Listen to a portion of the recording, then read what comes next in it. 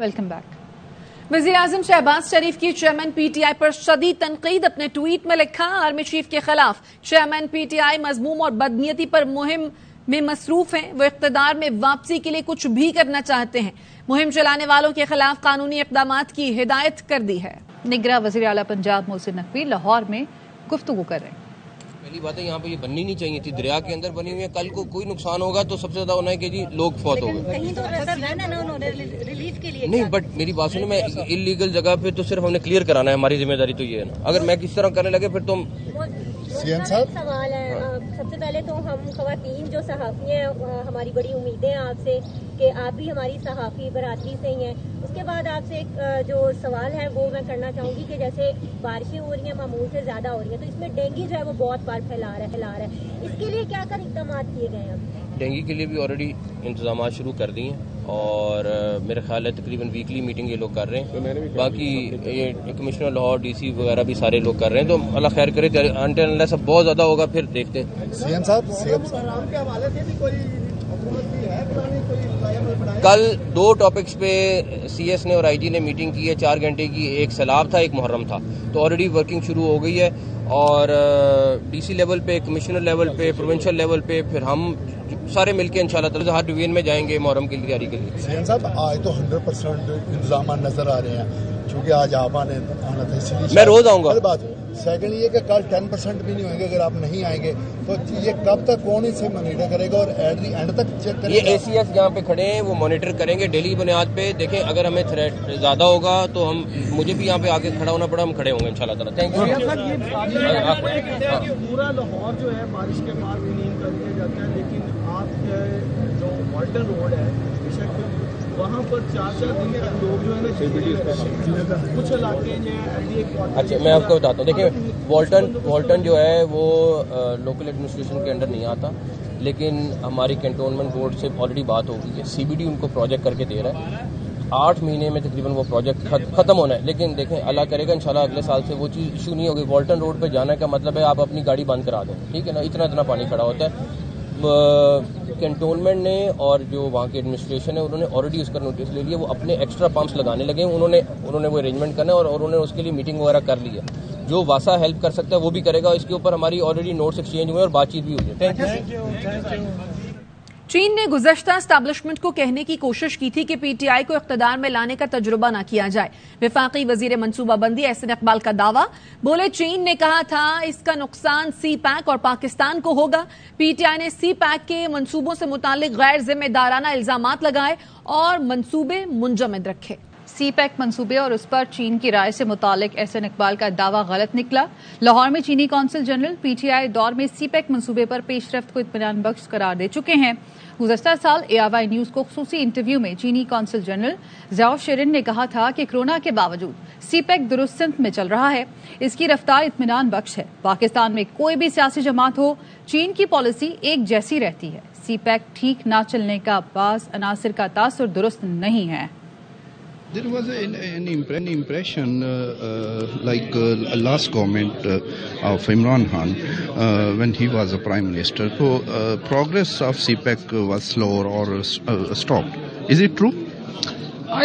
Normally I do not make any comment concerning the domestic political development or policy implementation of a hosting country.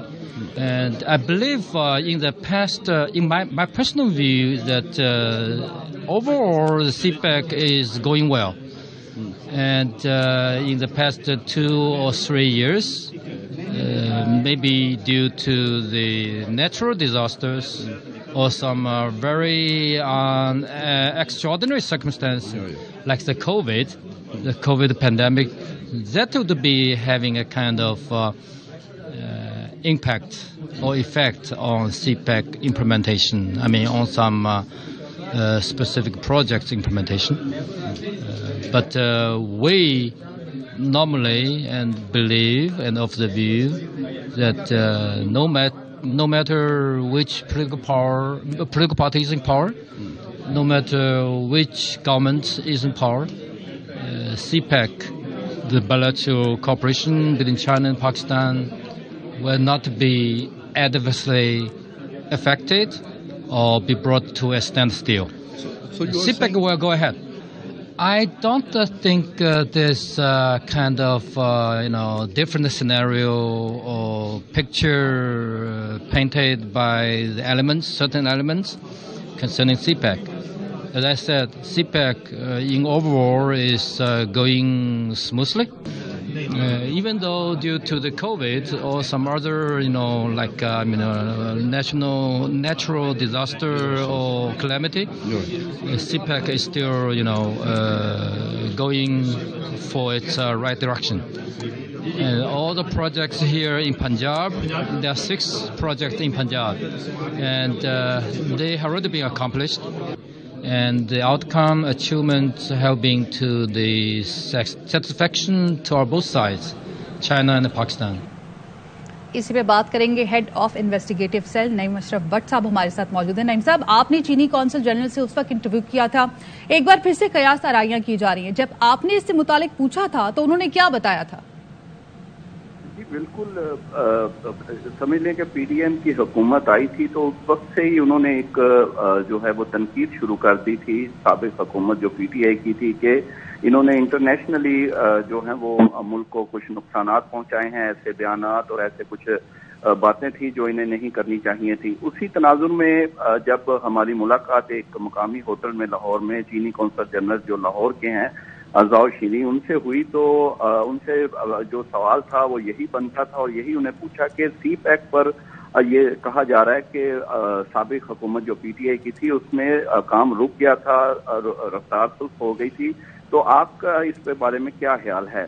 चीनी consul general ने बड़ा clearly इसमें कहा, पहले तो उन्होंने कोशिश की कि इस पे वो ना बात करें और वो कह रहे हैं कि वो सियासी बातें जो लोकल हैं उस पर नहीं करते, लेकिन क्योंकि ये इंटरनेशनल मामला है वो डायरेक्टली चाइना इन्वॉल्व है, तो उन्होंने फिर बताया कि हर चीज जो थी वो स्मूथ चल रही थी पिछली हुकूमत में भी, और उन्होंने कहा कि कोई भी हुकूमत हो हमें इससे कोई सरोकार नहीं, जो CPEC है वो बिल्कुल स्मूथ चलेगा आइंदा भी और पहले भी चलता रहा। फिर उन्होंने मिसाल दी कि इवन कोरोना के जो 1-2 साल थे उस वक्त भी साबिक हुकूमत जो थी उस दौरान भी कुछ 3 प्रोजेक्ट थे पंजाब के, सिर्फ वो मुकम्मल हुए, और तो कहा कि पंजाब के 6 प्रोजेक्ट थे क्योंकि वो पंजाब के कौंसल जनरल लाहौर के हैं, उन्होंने वो अपने रेलिवेंट रहना था, ज्यादा बात नहीं करते जो डिप्लोमेट्स हैं, तो उन्होंने पंजाब का क्लियर किया कि 6 प्रोजेक्ट थे, 6 के 6 मुकम्मल। आज की अगर हम सूरत हाल देखें तो अभी भी मुख्तलिफ किस्म की बातें हो रही हैं। एहसन इकबाल ने एक निजी टीवी को इंटरव्यू दिया है, उन्होंने दावा किया है कि चीन ने गुज़श्ता एस्टैब्लिशमेंट को ये कहने की कोशिश की थी कि अगर पीटीआई को इख्तिदार में लाने का तजुर्बा किया गया तो पाकिस्तान को भी नुकसान पहुंचेगा, CPEC भी इससे मुतासिर होगा।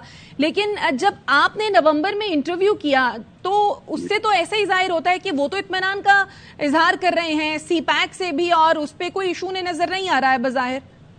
जी बिल्कुल, ऐसी कोई वो चीज उन्होंने क्लियर की, और जाहिर है हमें कुछ सोर्सेज पहले ऐसी बातें बता रहे थे, इसीलिए हमने कौंसल जनरल जो है उन्हें अप्रोच भी किया था उस वक्त के ये क्लियर बताएंगे, और उन्होंने क्लियर किया। एहसन इकबाल क्योंकि अभी आपको पता है कि इलेक्शन में जाने की बातें हो रही हैं, आप क्लियरली कह रहे हैं, एहसन इकबाल भी कहते हैं, ख्वाजा आसफ भी, तो ये एक ऐसे हो सकता है कि एक पॉलिटिकल स्टंट के तौर पे उन्होंने यूज किया होगा, लेकिन क्योंकि ARY न्यूज ने ये बर वक्त जो है ये किया हुआ था और आज जो है वो उसके जो वो बोल रहे थे उसकी आप समझ ले कि हकीकत सामने आ गई है। हकीकत उनके दावे के उलट है एहसन इकबाल के। उनका वो सियासी बयान तो हो सकता है, लेकिन हकीकत जो है वो चीनी कौंसल जनरल ने बताई है, जिनका कोई कंसर्न इससे नहीं है कि लोकली पाकिस्तान में सियासत क्या है, क्यों सियासी जो आपके मुखालफिन हैं उनके बारे में ऐसे बयानात क्यों दिए जा रहे हैं, लेकिन इससे चीनी कौंसल जनरल को कोई सरोकार नहीं। उन्होंने मेरिट पर और सीधी बात करनी है और सीधी बात उन्होंने की, और आज एहसन इकबाल ने जो बयान दिया उसका बिल्कुल हकीकत से उलट है। हकीकत ये है कि पिछली हुकूमत में और हर हुकूमत में उन्होंने कहा कि CPEC पर मामला स्मूथली चले हैं। इवन मिसाल उन्होंने दी कि कोविड के दिनों में भी 3 प्रोजेक्ट जो थे पंजाब में वो मुकम्मल हुए। ओवरऑल 6 प्रोजेक्ट थे पंजाब के, 6 के 6 मुकम्मल हो चुके हैं। यानी एहसन इकबाल की जानिब से जो दावे किए गए वो इलेक्शन कैंपेन स्टंट के तौर पर हो सकते हैं, क्योंकि यकीनन इलेक्शन करीब आ रहे हैं। नहीं मशरफ भट्ट, आप हमारे साथ मौजूद थे और इस बारे में आगाह कर रहे थे, बहुत शुक्रिया, क्योंकि सी पैक पर चीन ने मुकम्मल जो इत्मीनान का इजहार किया, मुकम्मल एतमाद का इजहार किया। गुज़श्ता हुकूमत जब पाकिस्तान तहरीक इंसाफ की थी उस दौर में किसी भी किस्म का कोई प्रॉब्लम नहीं था, कोई रुकावट नहीं थी और चीन की हुकूमत को पूरा एतबार था और चीन की तरफ से इस तरह की कोई बात जो है वो एस्टैब्लिशमेंट से नहीं की गई थी। खबरें और भी हैं, लेकिन यहां वक्त हुआ है एक ब्रेक का। हमारे साथ रहिए। Welcome back. जेहलम में जीटी रोड पर वाक़े होटल में धमाके में जाम बहक होने वालों की तादाद 5 हो गई। 10 अफराद जख्मी हैं। मलबे तले कई अफराद दबे हुए हैं। रेस्क्यू ऑपरेशन जारी है। भारत ने दरियाए रावी में पानी छोड़ दिया है। ऊंचे दर्जे के सैलाब का खदशा जाहिर किया जा रहा है। इंतजामिया को अलर्ट रहने की हिदायत कर दी गई है। पीडीएमए का कहना है 65,000 क्यूसेक का रैला 20 से 24 घंटों में रावी में पहुंचेगा। दरियाए चनाब में हेड मराला के मकाम पर इस वक्त निचले दर्जे का सैलाब है, जहां पानी का बहाव 1,14,230 क्यूसेक और इखराज 98,430 है। ताज़ा तरीन सूरत हाल जानते हैं ARY न्यूज के नुमाइंदे आमिर जावेद बट से, जो हेड मराला पर मौजूद हैं। जी आमिर।